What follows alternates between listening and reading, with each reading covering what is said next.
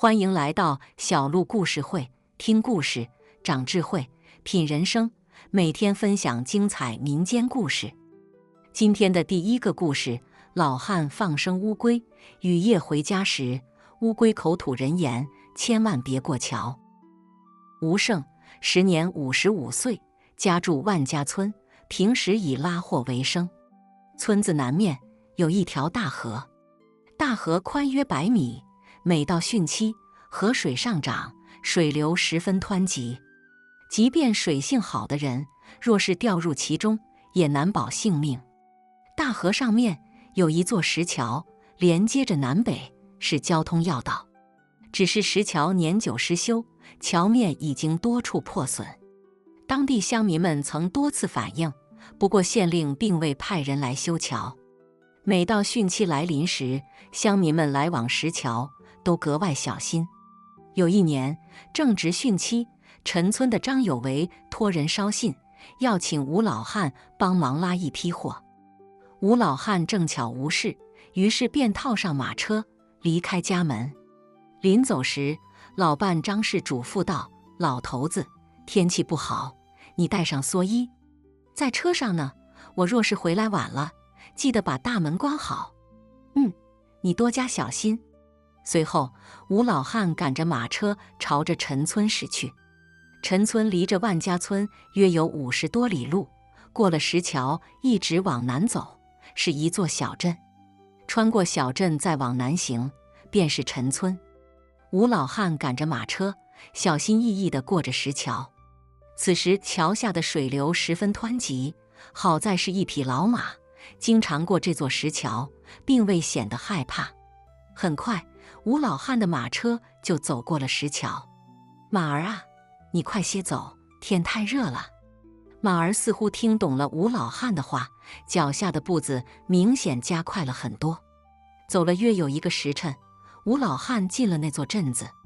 这天集市上的人比平时多了很多。吴老汉买了一个西瓜，一边赶车一边啃着西瓜。走了一会儿，忽然他停了下来。老兄，这是刚刚捕到的乌龟，你有心气买吗？一位中年男子见吴老汉停在眼前，热情地说道：这只乌龟的前肢怎么是红色的呀？您真识货，我实话跟您说了吧，这可不是一般的乌龟呀。怎么讲？您不是也看到了吗？哪有乌龟的前肢是红色的呀？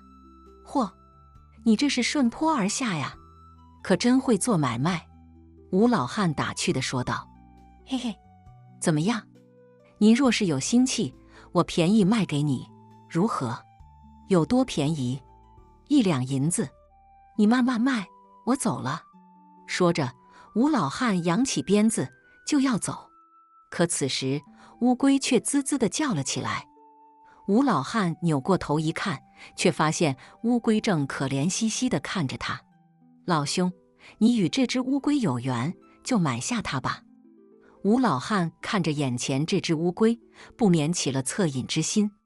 他思虑片刻后说道：如你所说，我与它有缘，那就买下它吧。嘿嘿，您真是个好人。吴老汉掏出银子扔给中年男子，随后男子将乌龟递给了吴老汉。他说：咱俩有缘，而我买你是看你可怜，那就跟我吧。您慢走啊。红色的前肢，我活到50多岁了，还是头一次见到。吴老汉小声嘀咕着，随后鞭子一扬，朝前走去。临近午时，天气越来越炎热。吴老汉看着身后的乌龟，心里长爪子了。我是看它可怜，才将它买下来。可是若是这么干晒着，一会儿不得晒成乌龟干呢？那我岂不是害了它？又走了一会儿，吴老汉再次看了看身后的那只乌龟，小声说道：你瞧瞧，乌龟壳都晒爆皮了，我还是将你放生了吧。离着不远就是一条大河，这条河连接着万家村南面的那条大河。走到河边，吴老汉将那只乌龟扔进了河里。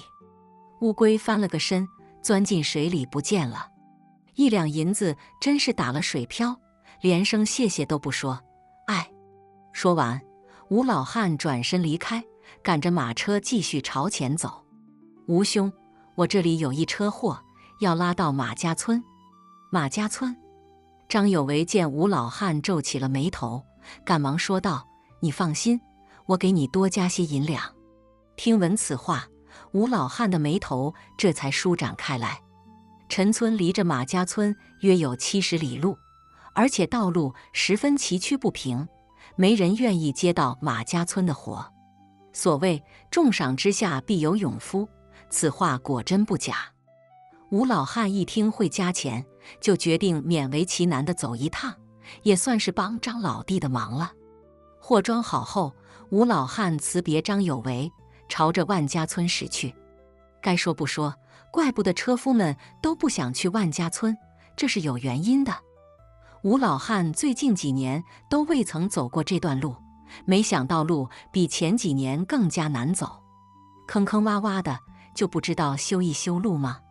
算了，爱修不修，就这一次，下次给再多的银子，我也不来了。吴老汉慢悠悠地走着，马车如同狂风大浪里的一叶扁舟似的，在大浪之中上下颠簸着。到了万家村时，已经临近黄昏。吴老汉卸完货后，赶忙返回走。没有了货物，马车轻便了许多。吴老汉急着回家，不停地催促马儿：“马兄啊，天已经黑了，乌云也飘来了，你若再不快走，咱俩都要挨焦啊！”走了一天的路，马儿确实累了，但是听到吴老汉的话后，老马还是加快了步子。走了没一会儿，狂风骤起，黑云很快遮住夜幕，雨点开始掉落下来。坏了，真是怕啥来啥呀！我倒是有蓑衣，可是你咋办？老马嘶叫了一声，似乎是在回应吴老汉。雨越下越大，雷声滚滚，电闪雷鸣。吴老汉披着蓑衣，蜷缩在车斗里。2更天时，吴老汉离着村南的那条大河近了。透过雨帘，吴老汉能看见石桥了。老伙计，加把劲儿，过了石桥，咱们就到家了。老马低着头，没有回应，朝着石桥走去。可到了石桥旁边时，老马忽然朝前嘶叫几声，停在原地不走了。瞅啥呢？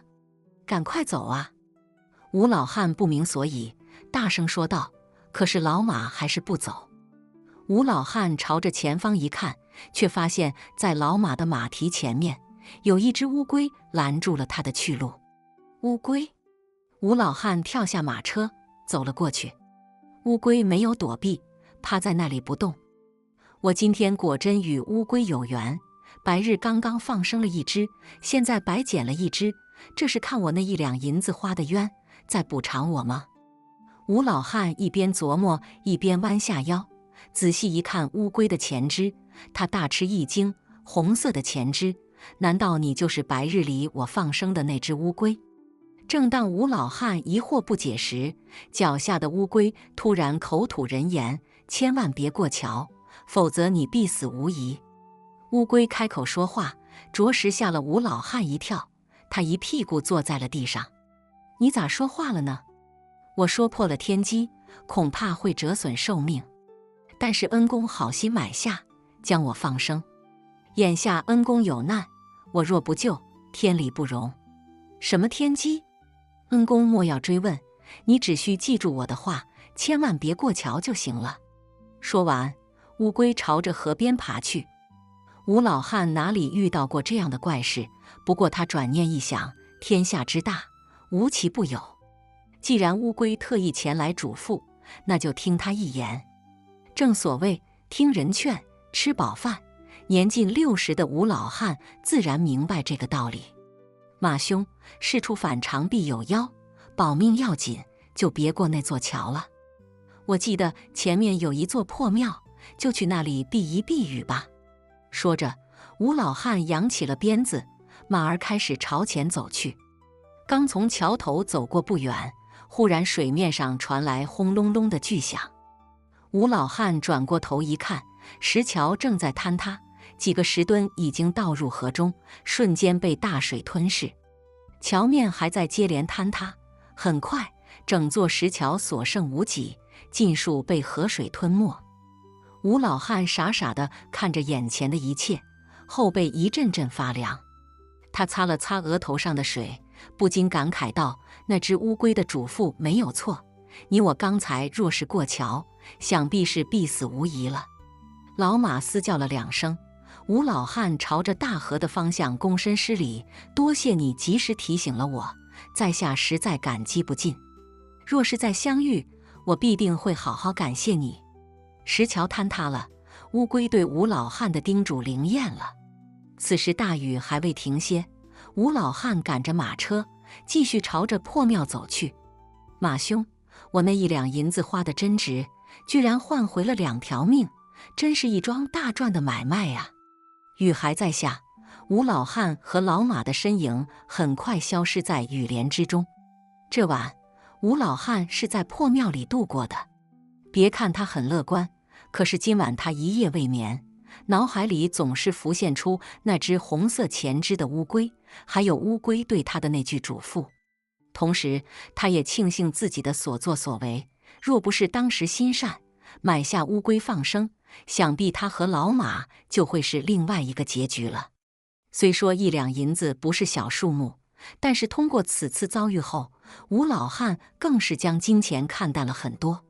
石桥坍塌的事很快满城皆知，县令得知后，很快派工匠们来修桥建桥。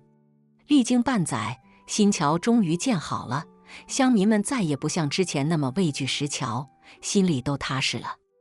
吴老汉经常从大河边上走，却再也没有遇到过那只红色前肢的乌龟。而吴老汉的那句谢谢，一直深埋心底，成了一个难解的心结。吴老汉买下乌龟放生，避免乌龟成为他人的盘中餐，这便是善行。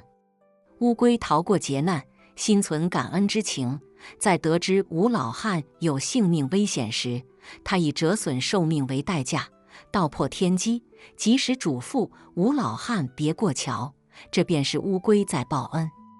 吴老汉最终听从了乌龟的嘱咐，这才躲过劫难，免于一死，这便是善报。正所谓知恩图报，善莫大焉。笔者还请各位看官读过故事后，都能有所启发，都能引以为戒。今天的第2个故事，男子走山路，遇到黑狗拦路，黑狗再往前走，你必死无疑。宋朝年间，胡家村有一位年轻男子，名唤胡胜月。在胡家村北面有一条大河，河中鱼虾繁多，村里很多人都成了渔夫，胡胜月便是其中之一。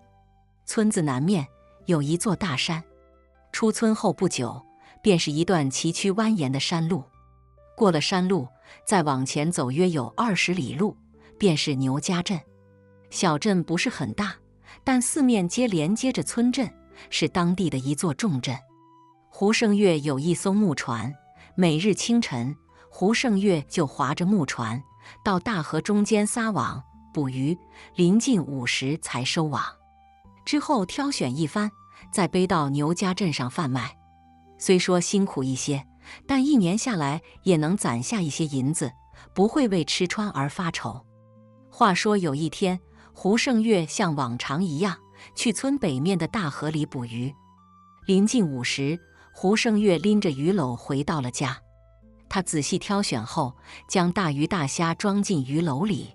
吃过午饭，胡胜月就走出了家门，朝着牛家镇走去。走了一会儿，胡胜月踏上那段山路，小心翼翼地前行。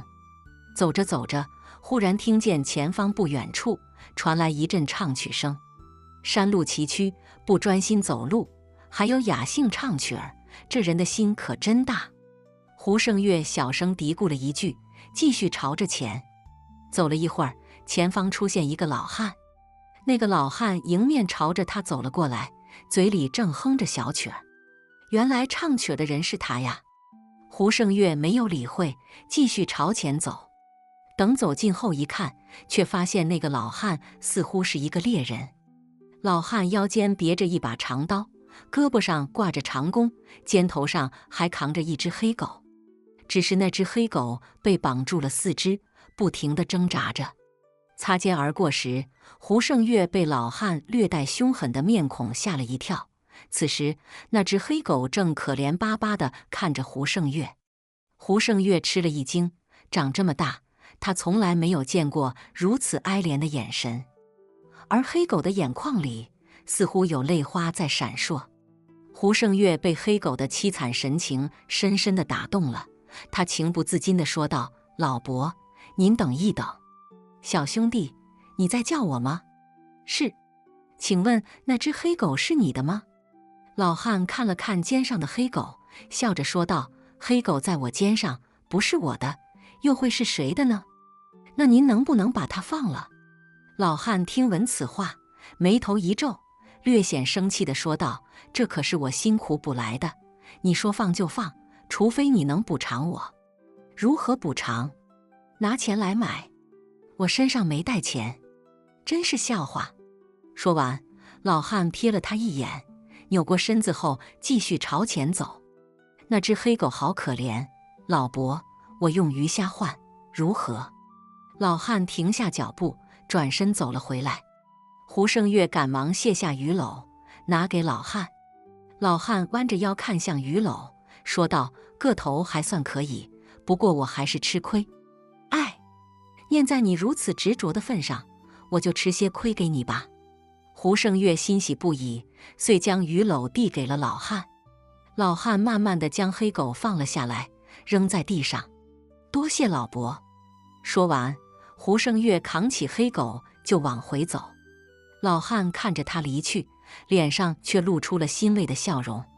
很快，胡胜月走出了山路，来到村外的野地里。“我家不富裕，养不起你，不想让你跟我受罪。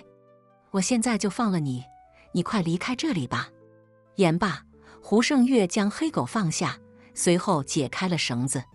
黑狗看了看他，朝着他叫了2声，随后就跑了，速度很快，转眼就消失在了草丛之中。今日一无所获，回家睡觉去。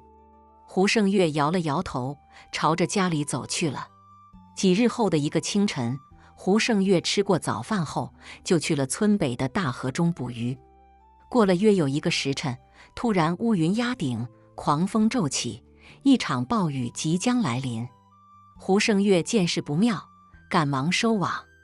他划着小船回到岸边，随后一路小跑回到家里。刚进家门，倾盆大雨就泼洒下来，狂风吹得门窗叮当作响，一声声闷雷响彻云霄。胡胜月蹲在堂屋里，认真地挑选着鱼虾。这场大雨将近下了1天，临近黄昏时分，暴雨停息，乌云渐渐散去，一片火烧云优美地挂在西边。天已放晴，赶紧去镇上把鱼虾卖掉。胡胜月想罢，背起鱼篓就走出了家门，朝着牛家镇行去。雨后的山路更加泥泞，路上并没有行人，胡胜月格外小心，慢步走着。走到一处拐弯处时，忽然一只黑狗不知从哪里窜了出来，拦住了胡胜月的去路。胡胜月仔细一看，不禁笑出了声：“你怎么来了？”没错，拦住他的正是几日前他用鱼虾换来的那只黑狗。黑狗目不转睛地看着他，站在原地一动不动。“我要去镇上卖鱼，你快离开这里，别再被人捉去啊！”说完，胡胜月继续往先走。可是那只黑狗堵住他的去路，似乎不想让他过去。“前几天是我救了你，你今日怎么在此拦我去路呢？你这是什么意思？”胡胜月着急了，气愤地说道。黑狗环顾四周后，居然口吐人言：“千万别走山路，再往前走你必死无疑。”胡胜月吓了一跳，心想道：“狗怎么说话了？这可是奇闻大事啊！你是心善之人，命不该绝，记住我的话，前面山路不能走，赶紧回家。”言罢，黑狗跑了，一溜烟儿消失得无影无踪。这到底是怎么回事？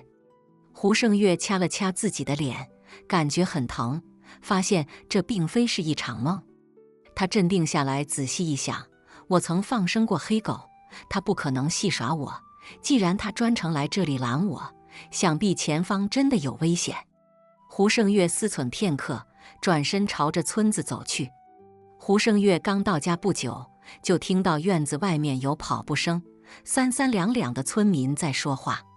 他十分好奇，于是走了出去，却见到几位村民手拿工具，看上去很是焦急。胡胜月询问道：“发生了何事？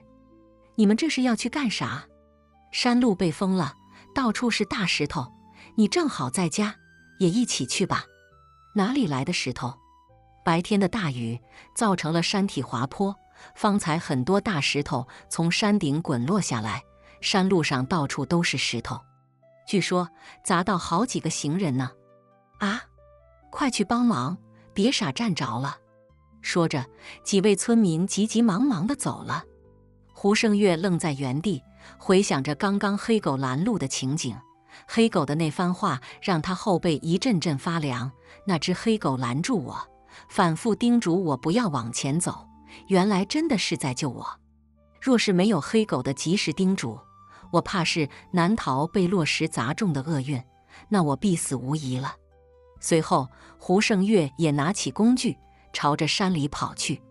这场灾祸共砸中了4名路人，被村民救出来时皆已毙命。从此之后，遇到雷雨天气时，没有人再敢走这段山路。胡胜月对那只黑狗心存感激之情，每次出门时都格外留意。不过此后他再也没有遇到过那只黑狗。过了数月，有多位乡民说，在大山里曾看见了一位老汉，肩上扛着一只黑狗。那个老汉一边唱曲儿，一边悠闲地漫步行走，可是却没有人买下黑狗放生。如此过了半载，老汉和黑狗再也没有在山里出现过。或许那位老汉是一位神仙，在等心善的有缘人吧。胡胜月漫鱼路上，发现猎人扛着黑狗。他见黑狗可怜，起了恻隐之心，用鱼虾换来了黑狗，后将黑狗放生，这是他善心的表现。黑狗窥破天机，预知即将有落石发生，于是拦住胡胜月的去路，及时提醒他不要再往前走。胡胜月因此逃过被落石砸中的厄运，免于一死，这是黑狗知恩图报的表现。故事虽短，但寓意明确，希望各位看官都能做一个滴水之恩，当涌泉相报的善心之人。今天的最后一个故事，男子夜归，寡妇将他推倒在地。寡妇，我是在救你。柳月娥年方20岁，前2年，柳月娥经姨母介绍，嫁给了一位木匠。木匠名唤庞贵生，家住庞家村。年方22岁，打小跟随其父学手艺，后来成了一位手艺精湛的木匠。16岁开始，庞贵生就跟着父亲一起外出做工赚钱。柳月娥年轻漂亮，身材窈窕，知老知少，勤俭持家，是个过日子的好手。公公婆婆喜欢她，对这个儿媳妇十分满意，街坊四邻都很羡慕庞家，对柳月娥也是称赞不已。庞贵生是个老实厚道的人，他没有心机，给人家干活向来一丝不苟，而且从来不多要工钱。10里8村的乡民们都很信任他们父子俩，家里若是有活，就去请庞家父子来帮忙。这1年下来，庞家父子俩倒也能赚些银子，庞家的日子过得很是不错。可是好景不长，有一次，庞父临时有事，去给镇上一户人家做工，庞贵生则去给另外一户人家上梁。不知怎地，主梁意外坍塌下来，此时的庞贵生正巧站在屋子正中间，被主梁砸中，当场没了呼吸。柳月娥得知丈夫出了意外，哭得撕心裂肺，虽有万般不舍，但人死不能复生。柳月娥和公公婆婆一起将丈夫安葬。闺女，你是好孩子，我们俩不能耽误了你，你找个好人家嫁了吧。”婆婆张氏说道：“娘，贵生扔下我们走了，你们身体又不好，我若是再走，谁来照顾你们呢？哎，你才20岁，以后的路还长着呢，我们夫妻俩不能拖你的后腿。再者说，是我儿早逝让你受了委屈，即便你改嫁，我们俩也不会嗔怪于你的。”提到庞贵生的早逝，柳月娥的泪水情不自禁地流了下来。她看着婆婆，小声哭泣起来，没有再说什么。20岁正是如花似玉的年纪，可柳月娥却早早地成了一名寡妇。别说庞家二老愧疚，就连街坊四邻也对柳月娥的遭遇叹息不止。丈夫离世后，柳月娥并没有离开庞家，她依旧打理着家里家外的活计，日子过得十分辛苦。而没有了丈夫的庇护，柳月娥偶尔会被村里的其他妇女欺负。都在一个村住着，哪有不红眼不拌嘴的时候呢？面对流言蜚语、同龄人的讥讽，柳月娥忍气吞声，从来不与那些人斤斤计较。在庞家村的北面，约有10多里的地方，有一个名为曹村的小村庄。村庄不大，比庞家村少了约有30户人家。年轻男子曹胜就住在这个村子里。曹胜年方20岁，自幼没了爹娘，跟着大伯一起生活。大伯名唤曹金宝，是一个渔夫，靠着打鱼为生，家境不是很富裕。曹金宝膝下无儿无女，就把曹胜当成亲儿子看待。虽说曹胜已满18岁，但是曹家清贫，眼下尚未给曹胜说亲。而曹胜知道大伯辛苦，打小就跟在大伯后面，帮着大伯干些杂活。后来大了，曹胜就跟着大伯到河里捕鱼。日子久了，大伯捕鱼的手艺也被曹胜尽数学了去。再后来，曹金宝做了一艘小船，送给曹胜，曹胜也做起了渔夫。每日清晨，曹胜就去河中捕鱼，午时回来后就拿到镇上贩卖，赚些银子贴补家用。虽说2个村子离得不远，但是曹胜并不认识柳月娥，而柳月娥也不曾与曹胜谋过面。不过，若是有缘人，即便相隔万水千山，也总有谋面的那一天。譬如说柳月娥和曹胜。话说在夏末秋初的一个早上，曹胜像往常一样去河里捕鱼。临近午时，曹胜拎着鱼桶往家走。筛选后，曹胜背着鱼篓朝着小镇上走去。此时的柳月娥简单的打扮了一番，挎着竹篮走出了庞家村。她要去小镇上买些草药回来，因为最近这些天婆婆的哮喘病犯了。村子与小镇之间有一片树林，林间有一条小路，蜿蜒曲折。虽说小路狭窄，但却是去镇上的必经之路。2个年轻人头顶日头，朝前走着。很快，柳月娥就钻进了密林之中。曹胜步子走得快，不多时也走进了密林之中。有了树叶的遮挡，明显凉快了许多。曹胜擦了擦额头上的汗，掂了掂鱼篓，继续朝前走。柳月娥走在前面，发现今日的路人比往日少了许多。她一边走一边环顾四周，右手紧紧地挎着竹篮子。走了没一会儿，柳月娥忽然发现前方站着2个年轻人。那2个年轻人似乎早就注意到了柳月娥，正一脸坏笑地看着自己。柳月娥察觉不对劲，她先是放慢了脚步，随后用手挡在眉前，面露羞涩，低着头继续朝前走。这个小妮子长得不赖，肤白貌美，身条也好，身边还没人陪同，咱们可别错过机会呀。另外那个年轻男子朝着柳月娥身后看了看，笑嘻嘻地说道：“眼下正好无人，先拦住他再说。走。”说着，2个年轻男子大摇大摆地迎着柳月娥走了过去。柳月娥心里咯噔一下，随即一股不祥的气息将她笼罩起来。柳月娥继续低着头往前走，可那2个年轻男子已然到了跟前。站住！闻见喊声，柳月娥吓了一跳。此路是我开，要想此路过，留下买路财。赶紧掏钱，否则休想过去。二人一唱一和，开始刁难柳月娥。柳月娥吓坏了，赶忙说道：“二位大哥，前几天我才从这里走过一次，并没有人收路费啊，怎么今天突然？少废话！你若是没钱，那就跟我们走一趟。”说完，2个年轻男子坏笑起来。柳月娥见状，这才明白过来，原来他们要钱是假，调戏是真，分明就是想要他这个人啊。柳月娥害怕不已，将竹篮子挡在胸前：“你们别乱来呀，要不然我就喊人了。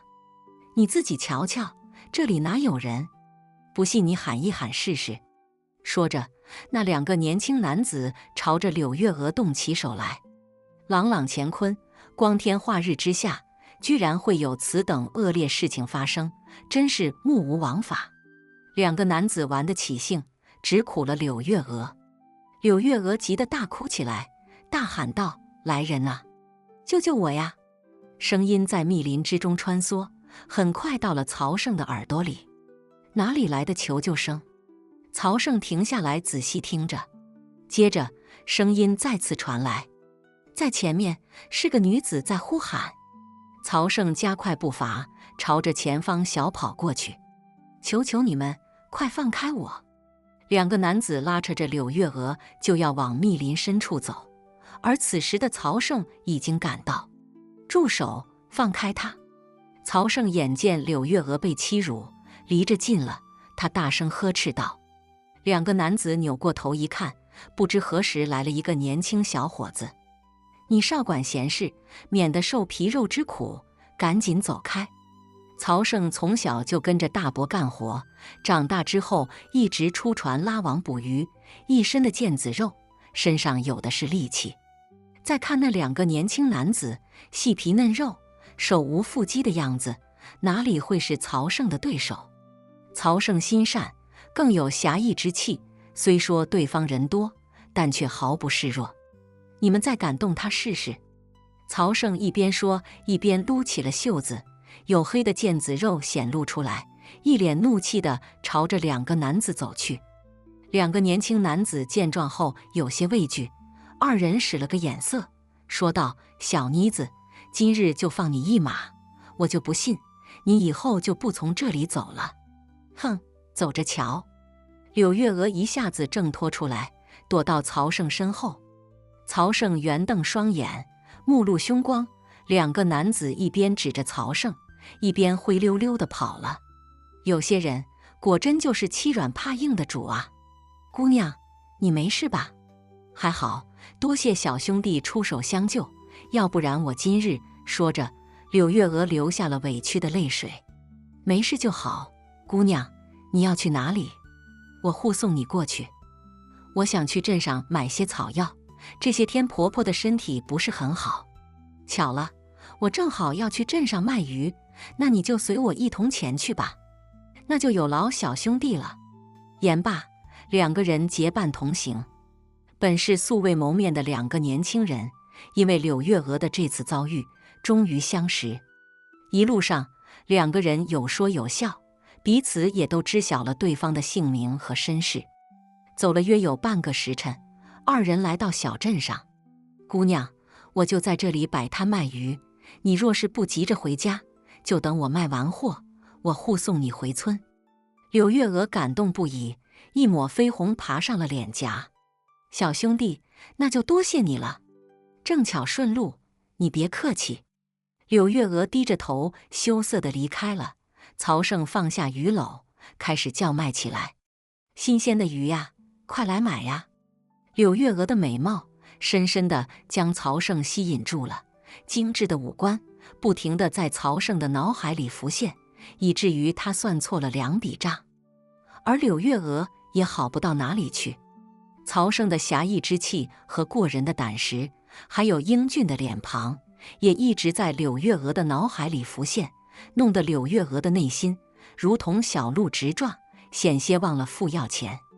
柳月娥在集市上转了一圈，便回到曹胜的摊位，帮着曹胜卖起货来。快来买鱼，便宜了！柳月娥学着曹胜，开始吆喝起来。曹胜侧过脸看了柳月娥一眼，正巧与柳月娥对上眼了，四目相对，二人都笑了。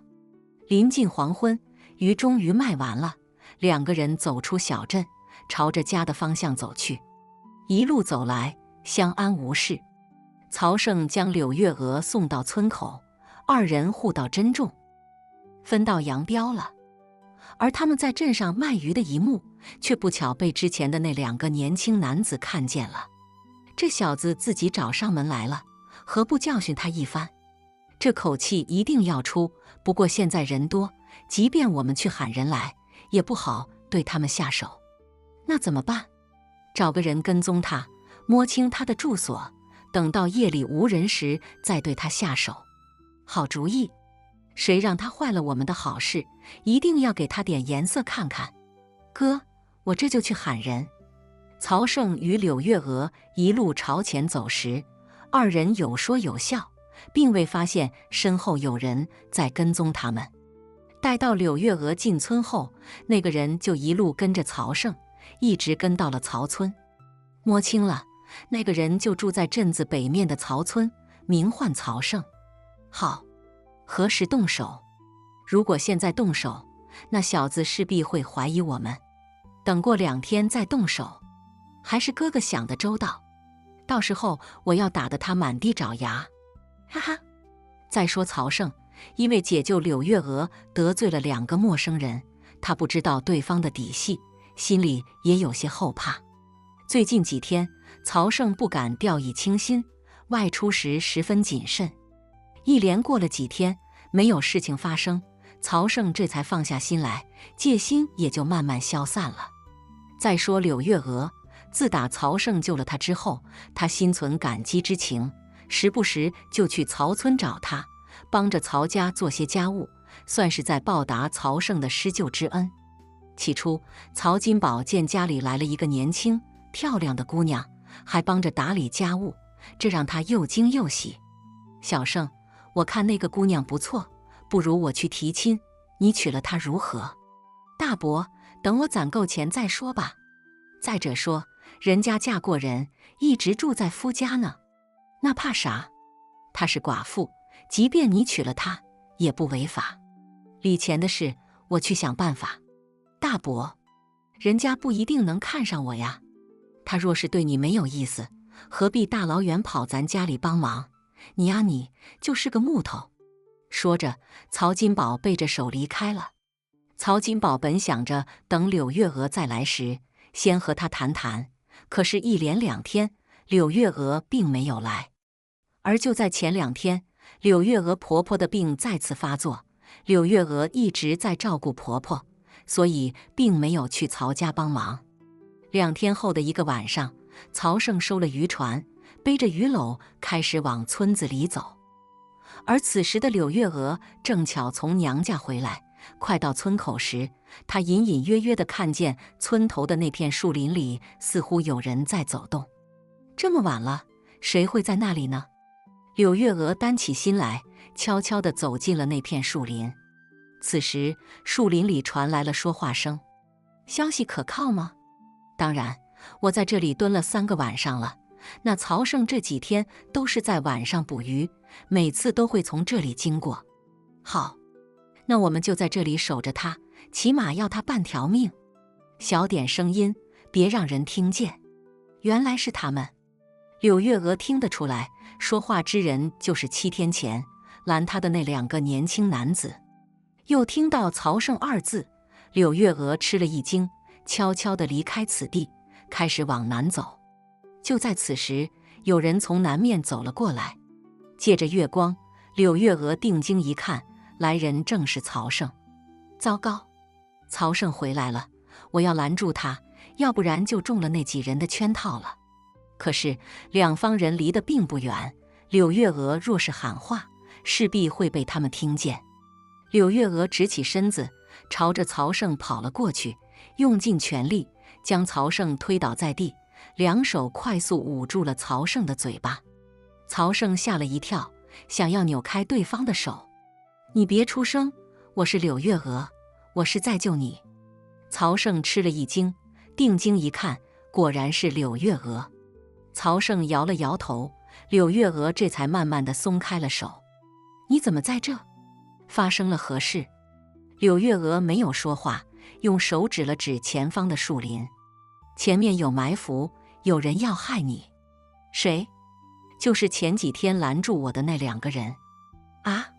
千真万确，我刚才听见他们对话了，快跟我回家。好，你把鱼篓扔掉，把这件衣服穿上，还有头巾。柳月娥出门时多带了一件衣服，碰巧派上用场了。随后，柳月娥跨上曹胜的胳膊，将头扎进曹胜的怀里，二人如同母女一般，快步走过了埋伏圈。哥，这都3更天了，曹胜怎么还没有过来？那小子肯定没出来捕鱼，消息不可靠啊！都回家。几个人逮了个空，摸黑回到镇上去了。此时的柳月娥和曹胜早就到了家。柳月娥向公公婆婆介绍了曹胜。公公婆婆得知曹胜就是那个好心人，对他感激不已，连连夸赞曹胜是个善心侠义之人。随后，柳月娥收拾了厢房，将曹胜安顿好，也回屋睡觉去了。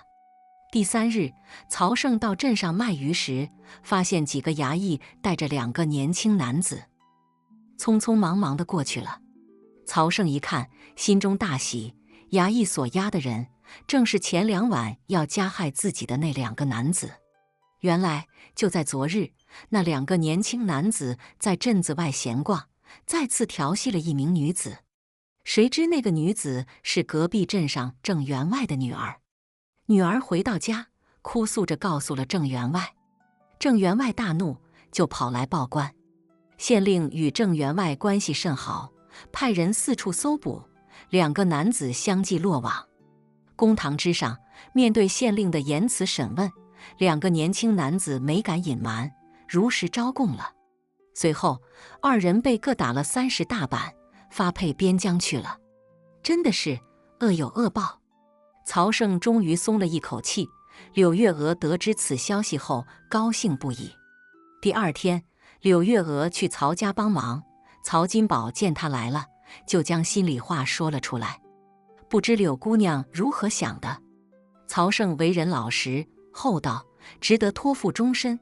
可是我公公婆婆谁人照顾？我若是嫁给曹胜，谁来照顾他们呢？我于心何忍啊？这有何难？我曹家并非小气门户，你嫁给曹胜，也可以照顾公公婆婆。我和你婶婶还年轻，身子骨硬朗，眼下还不需要你们照顾。柳姑娘，你意下如何？若是这样，再好不过了。言罢，一抹绯红爬上柳月娥的脸颊。既然如此，明日我就托人去柳家提亲。曹金宝十分高兴，乐呵呵地走了。第2天一早，曹金宝请来媒婆孙二娘，将提亲的事说了。孙二娘拿到喜钱后，就去了柳家。半个月后，曹胜将柳月娥娶进了家门。婚后，柳月娥勤俭持家，打理家务，曹胜依旧外出捕鱼，他们的日子过得十分美满踏实。曹金宝看着小夫妻俩如此恩爱，心里悬着的石头终于落了地。所谓有缘千里来相会，此话说的一点不假。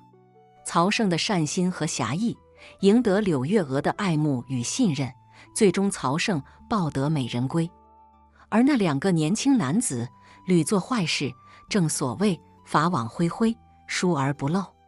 到头来2人被官府抓获，落了个发配边疆的下场，这便应了善恶终有报的道理了。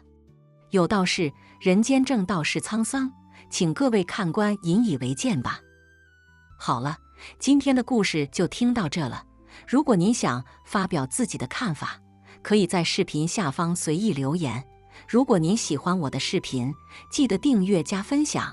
小鹿祝您好运连连，我们下个视频再见。